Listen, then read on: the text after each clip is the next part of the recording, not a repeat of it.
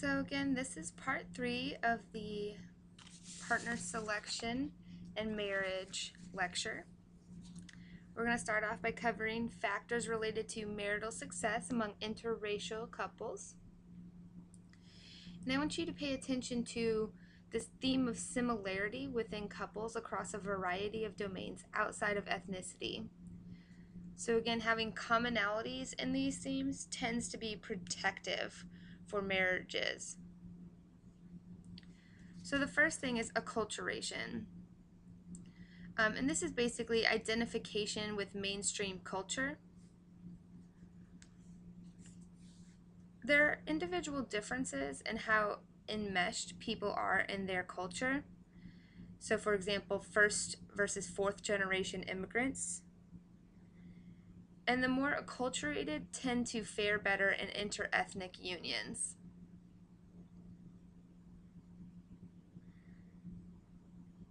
Religion is another factor. So adding religious differences to cultural differences could create stress in marriages and actually cause problems related to staying in that relationship. Socioeconomic status, or SES, is another factor. So adding social class differences to ethnic or race differences, again, may make things more difficult, could cause more stress in relationships, and make them less likely to be successful. There are also values as another factor.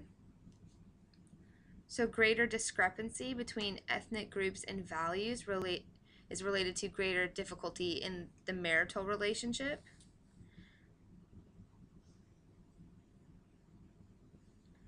And this could be things like values about parenting or how you think children should be raised, or even how you feel about communication within your relationship. So again, more similar values, socioeconomic status, religion, acculturation status, these tend to be related to success versus when there's differences, when couples have different ideas or different factors, it's related to more challenging marital relationships. Cultural familiarity is another factor. So having some experience with and knowledge about the other person's culture has been shown to be beneficial and protective for marriages. The extended family agreement. And so there's also a greater chance for marital success if both families are supportive of the couple's relationship and marriage. And then there's also the neighborhood setting. So living in a multi-ethnic neighborhood may actually have a positive effect for the success of an interethnic or interracial couple's marriage.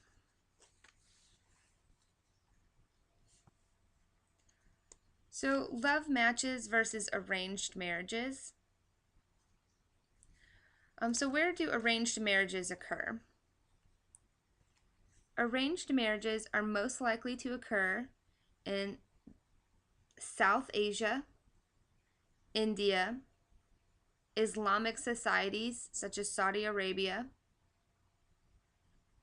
Egypt, which in Egypt about 50 to 75% of marriages are arranged.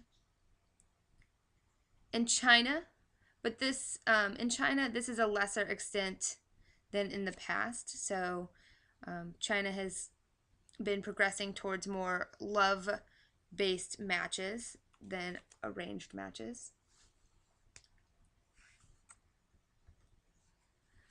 So the traditional perspective on marital choice. So love matches tend to be hot to cold, meaning that these types of marriages start out as romantic, passionate, and satisfying. Then reality sets in over the years and there's a decline in satisfaction and passion. The time prior to the wedding is the hot period, And after the wedding, reality sets in, and some combination of domestic chores, child rearing burdens, finances, and mundane everyday life tasks take over, and romantic appeal declines. Arranged marriages, on the other hand, are seen as from going from cold to hot. So meaning that these relationships start out as high on commitment, but low on intimacy and passion.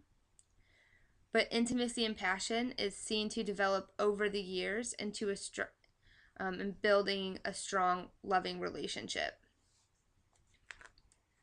So after the marriage, it is thought that the couples will get to know each other and through mutual concern develop a mature form of love that can endure the test of time and family difficulties. It is also hypothesized that parents who are not blinded by love and romance have more experience and realistic expectations and will do a better job of selecting a mate for their child.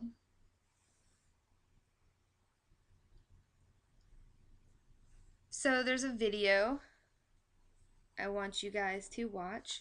It's part of the Love, Lust, and Marriage, Why We Stay and Why We Stray clips that you watched in part 1. But this is, you just watch section 7 on modern and arranged marriages. It's about 5 minutes, I think. And again, I'll put the link in Blackboard. But it's really interesting. It's about people talking about, I think, their choices regarding choosing an arranged marriage or being in that sort of match. So again, just pause this, go watch the video, and then come back and we'll talk about marital satisfaction over time next.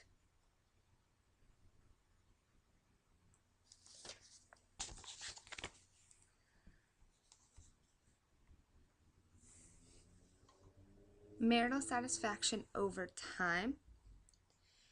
An inverted J shape is the most common pattern of marital satisfaction. So in this pattern, marital satisfaction starts out high, declines during the middle years, and then returns to a moderate level later in life.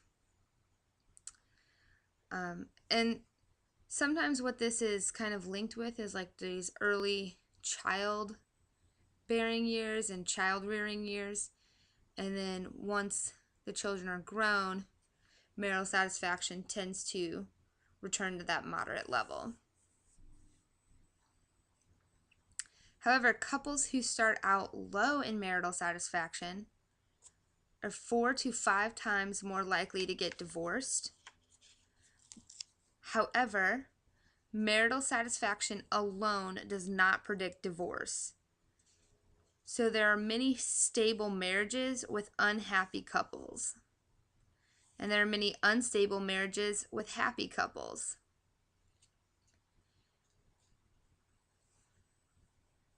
Divorce also has to do with barriers to divorce or barriers to leaving a relationship, as well as alternatives to the relationship.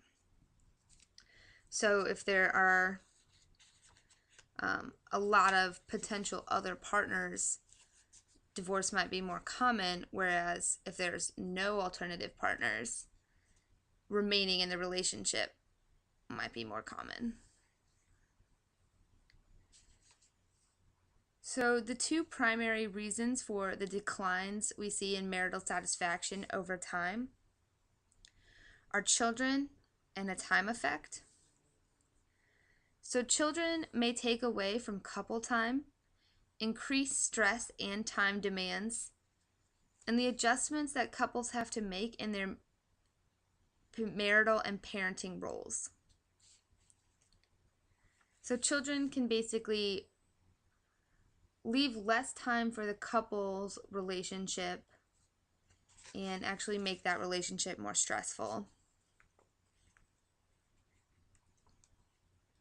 the time effect.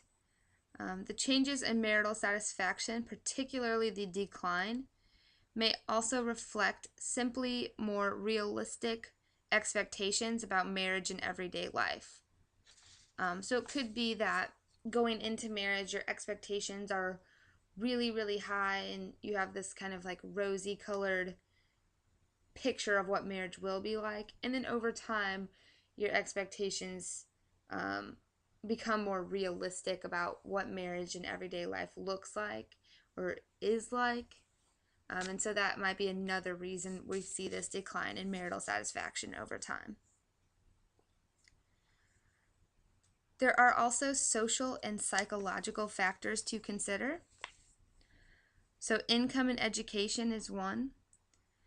Higher family income is associated with more marital satisfaction. And this is, probably because of there being less financial stress or economic hardship. The past several decades have ushered in a widening divide between the low educated and high educated, with low educated individuals experiencing lower rates of marriage, higher rates of cohabitation and single parenthood, and for those who do marry, higher rates of divorce. Individuals with higher education, on the other hand, do marry a little later than the national average, and their marriages are less likely to end in divorce. So again, and you should know this, the differences between the low educated and high educated. The low educated experience lower rates of marriage, higher rates of cohabitation and single parenthood, and for those who do marry, higher rates of divorce, whereas individuals with higher levels of education marry a little later than the national average, and their marriages are less likely to end in divorce. So similarity or homogamy is another factor to consider. And this is kind of that adage, birds of a feather flock together, or basically that similarity as the basis for partner selection. Homogamy means the tendency for individuals to choose a mate who is similar, whereas heterogamy means the opposite, or complementary needs. This is mentioned in your text, but there's really not much support for this complementary perspective, or that saying, opposites attract. However, homogamy, or again, this similarity factor, is much more predictive of marital quality and marital success. So characteristics where we tend to be the most similar are race and ethnicity, religion, SES and education, age, and personality, as well as psychological qualities. And this could be things like your personality as well, or things that are more state level as opposed to like trait level qualities. Prior marital status and physical attractiveness, and your book addresses these as well. So again, the characteristics where we tend to be the most similar are race and ethnicity, religion, SES or education, age, personality and psychological qualities, prior marital status, and physical attractiveness.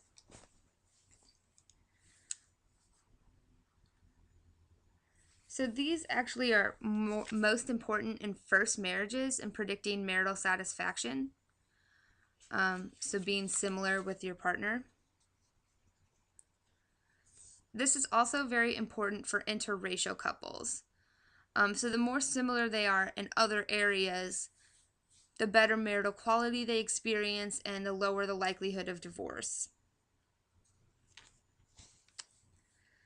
Also, there are things like gender role attitudes to consider. And this has to do with things like equality and discrepancies with behavior. So, expectations about whose role things are. So, if there's, for example, a discrepancy with one partner expecting both members of the couple to share housework, for example, and the other partner thinks it's only one person's responsibility, that can lead to discrepancies with behavior and lower marital satisfaction. And I guess an example of this might be, these really highly gendered, in a highly gendered relationship, or if one partner feels that way, that there's men's and women's work, and that women feels that women should do like the housework and the man should do like the outside work, and the other partner feels that they should be sharing both of these responsibilities, that could create some tension and stress. And also, another factor to consider is warm, nurturing, or sensitive to the other person's needs. So, there's been a quote about marital satisfaction or happiness in a relationship, and it was said that happiness is a feminine partner. And so this has been linked to greater marital satisfaction for yourself and your partner. And when we say feminine, the way that's actually been measured in research can be things like sensitive, caring, warm, nurturing, which is a stereotypically feminine qualities, but what research has been showing is that both men and women possess these very nurturing qualities. And the more that you are actually like this, and the more that you are with someone who is like this, the greater levels of marital satisfaction and relationship quality that we see in couples. So, it might always be worth it to cultivate some of these qualities, to enhance your romantic relationships. So that is the end of the lecture for today. Dr. Helms will be lecturing in class on Tuesday.